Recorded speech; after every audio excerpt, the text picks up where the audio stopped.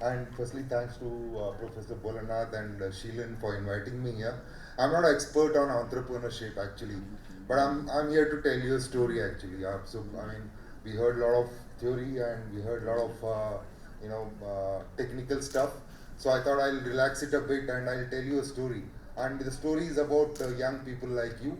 Um, and I feel young now because couple of months back, every year I take a holiday. Sometimes I go somewhere in India, or sometimes I go outside India. So this year I thought I should do something different. And I'm a marathon runner. I cycle once in a while. Uh, Thank you. There are many people who run marathons, so it's not a something. But yeah, I've done some 40 marathons and I cycle once in a while. And I thought I should do something. There was an inner urge to see India. I mean, I've been to 22 states out of 29, but because my father was in the armed forces, so that gave itself an opportunity. But I wanted to see India again, and somehow working, you lose touch sometimes from the normal day-to-day life and people at the ground, at the grassroots. So I thought the best way to see India is cycle it up. So I started, as I said, I had a cycle for 5, 6 years. I used to cycle every Sunday 100 kilometers. But I was still not prepared to cycle from Mumbai to Kanyakumari, which is what I set out to. And, uh, and I started on 24th of December. And and it went on and I fell sick in between in Goa, in Savantwadi actually. But I finally did manage to cycle 1775 kilometers and reach Kanyakumari. And more than the physical part, it's been a self discovery and it's been all the things which I used to know. I used to think that because from childhood I've lived in different states, and when I started working I started living in different states, so I used to think I know India, and that myth was broken. And I crossed through. I almost one of my friends Shiv, he actually made the route, and I told him that I want to go all along the coast and I want to see all the beautiful beaches of India. That was my motive when I started. But actually, it turned out to be a completely different experience. And I met so many people. There's a lot of unlimited kindness when you go along to villages and smaller towns. Somehow in cities, and I'm not criticizing, but somehow in cities in our day-to-day life, we tend to just go behind our goals and forget the kindness which we have in ourselves as human. So along this journey, I met a lot of entrepreneurs. Coming back to the topic of the day, I met a lot of entrepreneurs, and that was fascinating for me. I think the first set of entrepreneurs I'd like to talk about is the people who actually helped me finish the cycling journey. Because in cycling, you need to stop every hour or every 2 hours to drink some water or eat something. So I used to stop at the chai shops, as they call it in Kerala. It's called chaya shop, or in some other parts, tea shop, whatever you call it. So I used to stop at the chai shops, and some of the chai guys even not used to take money. So they are the awesome entrepreneurs at the grassroots level. They just have a basic infrastructure. They don't have, they don't know what is customer segmentation. They don't know what is the the MBA fundas which he studied. I'm also an MBA student, but they don't know all that, but they run a successful business. And the second set of the entrepreneurs or the small shops, you must have seen in Tamil Nadu, they call it the potti kadai. It's like a box, and in the box he has everything. And especially in I saw in Karnataka, that guy almost, and even in Kerala, that guy has almost everything you need. I mean, right from a soap to maybe a sweet, and maybe small towel, anything he has. I mean, almost like a mini supermarket. I think he's the second set of entrepreneur. And then I met some innovative entrepreneurs. I was cycling along the Konkan, and I saw a big kind of a yard, and there was hundreds and thousands of liquor bottles, hundreds and thousands. It was a dump of liquor bottles, and I got curious, and I was going very fast because I had to reach somewhere, so that I mean, as per the plan that I need to reach Kanyakumari. So, but I turned back, And I came to that yard, and and I started speaking to, there was a couple, and I think the father. So I asked, what do you do with these bottles, and how do you collect so much, and how many days did you take to collect these bottles? And this was Ratnagiri. And that person said, this bottles is around 6,000 bottles, and we collected them in a day. I was like, wow, how did you manage that? And he's like, this is the route from Bombay to Goa. So people go in the car and they buy liquor and they drink and they just throw it out. And some of them break, but some of them land on the bushes. And we just go 5 kilometers this side, 5 kilometers this side. And in a day, we usually collect 3,000 to 4,000 bottles. But if it is season, which is like the New Year's, the December, or when the colleges are shut, so the number increases to some 10,000, 12,000 in a day. I was still incredulous. I was like, how so many bottles? But I took photos and I spoke to them. And then I started cycling, then I started slowing down. I started walking. I wanted to see, are there really so many bottles? So every 4 or 5 kilometers I used to stop, and you won't believe it, there are so many bottles on the road on the left and right hand side, which is left by all of us. So they collect that and they go to the nearby town, which is Ratnagiri, or sometimes they even go to Goa, and they sell it, and that's how they make a living. Awesome entrepreneurship, right? And then I entered Kerala, and there was a shop which was like, I'm sure all of you know this, but we don't observe it. So there was a shop with full of junk, and everywhere junk, and there was this guy sitting, and he stopped me, and I said, okay, he asked me where I going, and anyways, as a cyclist you look like an alien because you're wearing a funny helmet, and and you're going on cycle. Firstly, people don't believe you that you're coming from Bombay to Kanyakumari, especially if you're in Kerala. They say, did you come in car, put your cycle, and then started cycling? No. You say, no, I cycled from Mumbai. So they look at you, they try to assess whether you're telling the truth or not. And then you show them the photos, then you show them the map, the GPS tracker which is tracking you. Then they believe you, then they say, okay, I want to take a selfie with you. So maybe 100, 200 people took selfies with me, and I think never in my life, I don't know how many numbers, probably 20,000 eyes saw me during the whole trip. I'm just giving a ambit number. So this person, his name is Azhar, and he had a lot of junk. So I said, what do you do with this junk, and how do you sell it? What do you do it? He says, I have guys who go and collect it. And this was the first town after you enter Tamil Nadu from Kerala while you're going to Kanyakumari. So then I segregate it, and then he told me some very intelligent things. And then I googled, and some of my friends who are in this, because I work for Maersk, we also do a lot of export import of metal and all those things. So I spoke to some of them, and whatever he told me was truth. So he says that I segregate all the waste, and all the plastic I take it to Nagarkoil, which is the plastic hub, and I sell it there. All the metal I take it to Tirunelveli, which is like again a hub for brass and copper and all that trade, and I sell it there. Then I take all the paper and I take it to Sivagasi, where all the matchboxes and your crackers get made, and they use those papers into making those crackers and matchboxes. So I sell it there. And the other metal, which is the only metal which gets sold in Madurai, so he takes all the iron to Madurai. That guy had so much knowledge. I was like, after studying so much, after working for so many years, I don't know the kind of knowledge he has. So awesome entrepreneur again. This is the kind of entrepreneurs we usually don't think of. But then I met another few set of entrepreneurs who are like, who probably would go, get venture capital in few years. I think there's somebody who's a venture capitalist here. So, these are the kind of people who are like us. When I'm saying like us, because they're educated and probably middle class, similar kind of income. So I met Pushkar, who's a cyclist, and 6th generation of his family has been doctors, and he sells cycles. And when he started selling cycles in Sawantwadi, there were only 5 cyclists in Sawantwadi. Any guesses how many cyclists are there in 2 years now in Sawantwadi? Anybody? Okay, there are 250 cyclists in Sawantwadi today.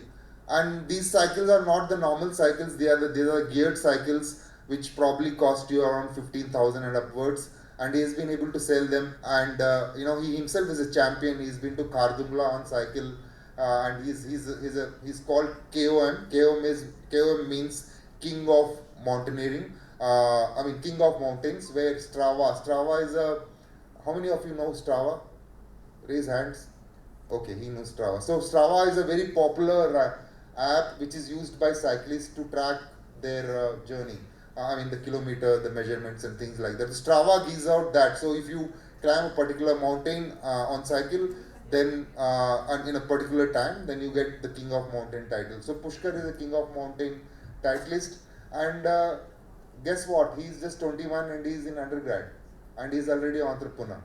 And it's because of the passion. His father used to cycle when he was young in 80s, and he had been to, and he still cycles.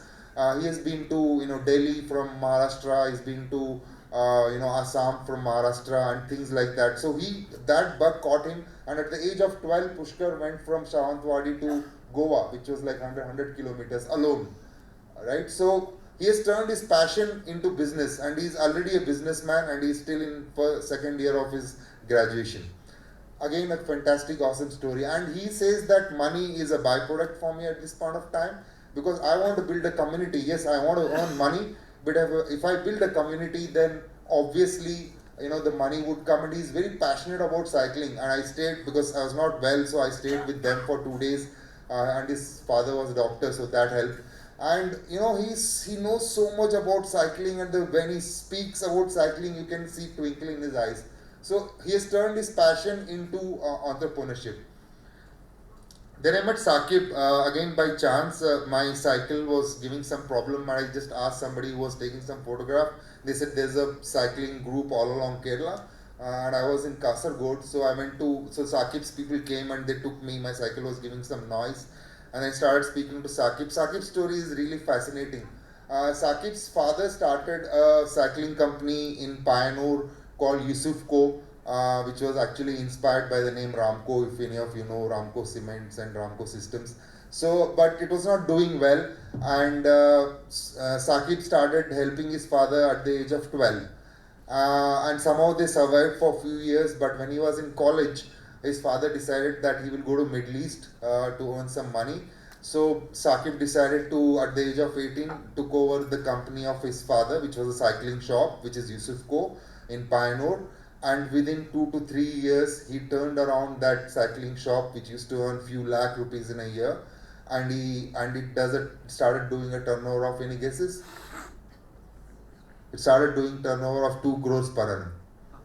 Okay, and he's still in college. Saqib was still in college when he turned this around. Then he started another company. I think 2 years back. He opened another cycling shop in a bigger town called Kasargod, and it's called as Saras Distribution. And I don't know the numbers, but within 1 or 2 years, it's done amazing job. It's a super success. But because he's passionate about cycling, now he started something called as Pedalution. Like a revolution. And Pedalution wants to revolutionize cycling in whatever way in India, and he has published some fantastic facts, and I'll be posting that on Instagram if any of you want to know that. My Instagram handle is roverchid, ROVERCHID. So he's put some fantastic facts about cycling, and how cycling can change the society to some extent for sure, and the environment, because we're living in an environment where every device we use contributes to some amount of pollution to the world. So, and he's very passionate about it, and he wants to take cycling to the grassroots level. In fact, me and him believe that cycling should be a sort of a curriculum in school, wherein each student should take up cycle and go some 20-25 kilometers away to a village, or a 50 kilometer away to a village, and connect with grassroots. So he's done a fantastic job of being an entrepreneur, and guess what? He's not even 30, and he runs a turnover of 2 to 3 crores every year. And he's not done his MBA. He's a biotechnologist. And the last one is Adil. So I was very tired, and especially in Kerala, you sweat a lot. I mean, I was riding all along the coast. Sorry, Mr. Bolanath, I can take few minutes, right? So I was riding all along the coast, so you sweat a lot. And after some point of time, I think in Karnataka around Udupi, I decided that I'll start cycling in the night. A lot of my friends who were tracking me, we had a group who they used to see me on Google Maps, whether I'm riding or wherever I'm that I'm safe or not. And they were very flabbergasted, saying, why are you going to ride in the night? I said, doesn't matter, man. I've ridden my bullet in the night, so how different it is to ride a cycle in the night.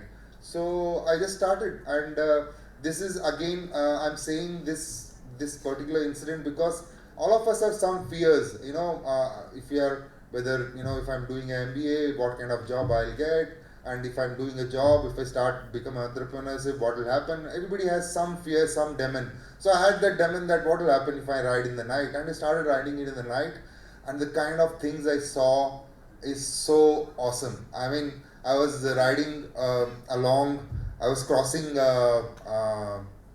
Udupi. I was reaching Udupi at night, 2-3 o'clock, and just 30 kilometers before Udupi, on the left side, I started hearing some loud noise.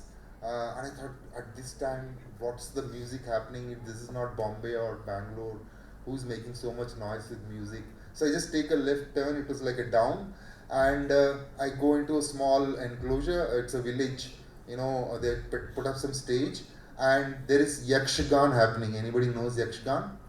Yeah. And that's Yakshagan is happening. I've been wanting to see Yakshagan for so many years because I love a lot of classical forms. My sister is actually Bharatanatyam dancer, so I couldn't see it because it doesn't happen in Bombay, and I was mesmerized. I don't understand Kannada, but I stopped there for 2 hours, and none of the villagers could understand what I was speaking because I speak Hindi, English, and Tamil. So they couldn't understand, so nobody could translate it for me. But it was such an awesome experience, right? And then I saw a village, and the next day I saw a village theatre group performing, which I never seen in my life, and it was very funny. And then in the night I saw in Kerala. Kerala is, I think, a fascinating state in the sense that largely India is pretty secular, but Kerala is so awesomely secular. So there's a place called Ekara Dema. I'm not able to pronounce it properly. So the whole town was celebrating something, and I asked them. I mean, there was temple elephants, temple musicians. There were musicians from church, musicians from mosques, and everybody was playing something, and the whole town was a roadblock. And I asked what's going on, and they said there's a Peer Baba, a Muslim Peer Baba, whose birth anniversary it is, and the whole town celebrates it. Right? And just before Aleppi, I saw, in a church, the temple musicians playing and everybody enjoying. So it's such an awesome state in terms of, being really so secular and, enjoying. So I did not plan these things.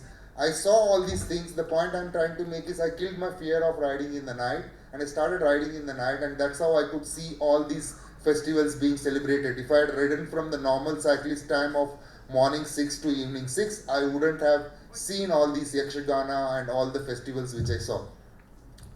So I was crossing, almost about to cross into Kerala from Karnataka.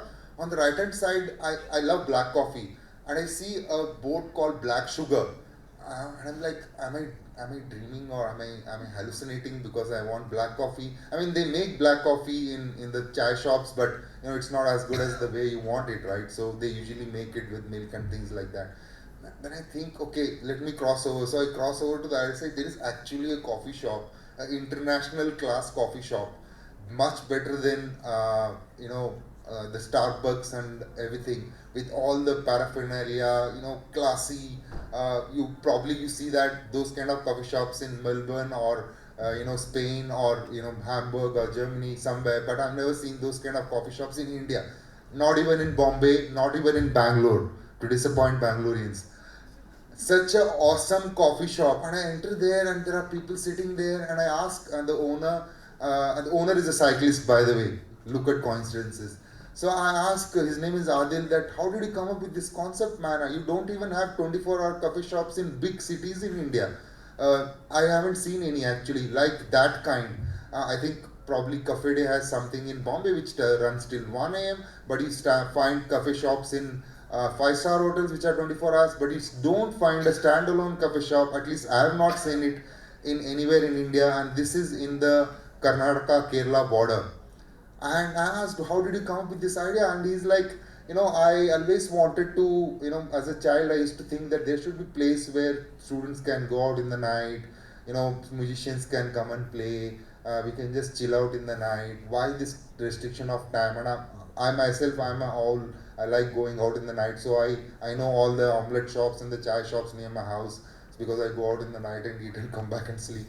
So such an awesome place, and he again believed in his passion. He had a dream and he built it, and it's been 2-3 months he's been running this, and all response is awesome because there is 30 kilometers away is NIT Surathkal, and Bangalore is nearby, which is a student city, so all of them just flock over there. And I tell him that you should do a PR because you are probably India's first 24-hour world-class coffee shop.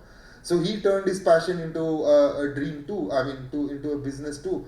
So I think another lesson I learned was you cannot plan everything, and especially in an entrepreneurship journey. I couldn't plan all of my cycling trip. When I started my cycling trip, I had 30 kgs of luggage because I thought, I need this, I need that. Then I met India's one of the most foremost cyclists by chance. His name is Sumit Kumar. And he did not tell me that he's India's foremost cycling championship, and he rode for 2 days from Ganpatipule to Goa. And I put something on Instagram, and one of my friend called. He said, who is this guy? So I said, I don't know. He said he has some farm in Alibag, and he also cycles. So he said, just Google. So Shiv told me, just Google, and I Googled, and Sumit is India's third RAM cyclist.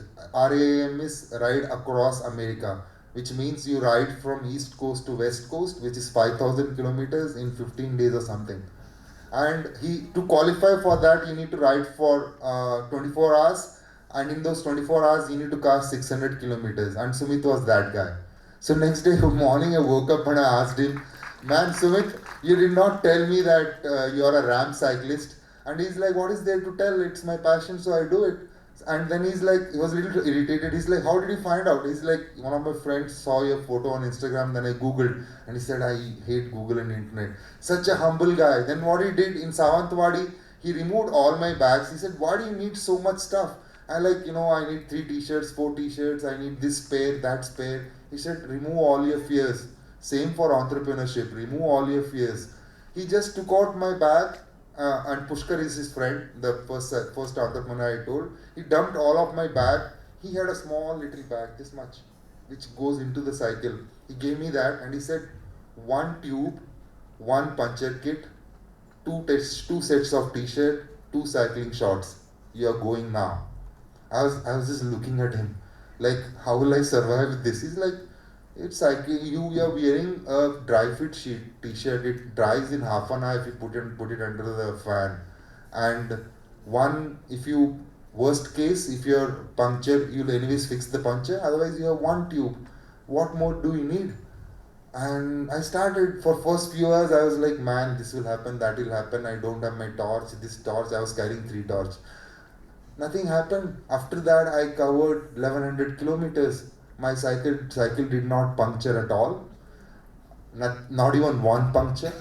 And I reached Kanyakumari. I reached the point where Indian Ocean, Bay of Bengal and Arabian Sea meets, and I actually cried. But the kind of experiences I had, entrepreneurship is one part, it also is a self journey, and entrepreneurs have to go through a self journey. I have a lot of friends who are entrepreneurs. You need to get that courage, and probably, I don't know your name, but the venture capitalist will be able to tell you, there is a lot of self-doubts. So if you want to kill your self-doubts, take up an endurance sport, run a marathon, or go and cycle, or do something on those lines. Yeah, so that's my story. I can go on and on, but any of you have any doubts, or you want to pick up an endurance sport, just Sheelan has my details, or you can just email me at chidamji@gmail.com or go to my Instagram, which is roverchid, and I should be able to help you. Thanks a lot. Thanks for giving me this opportunity.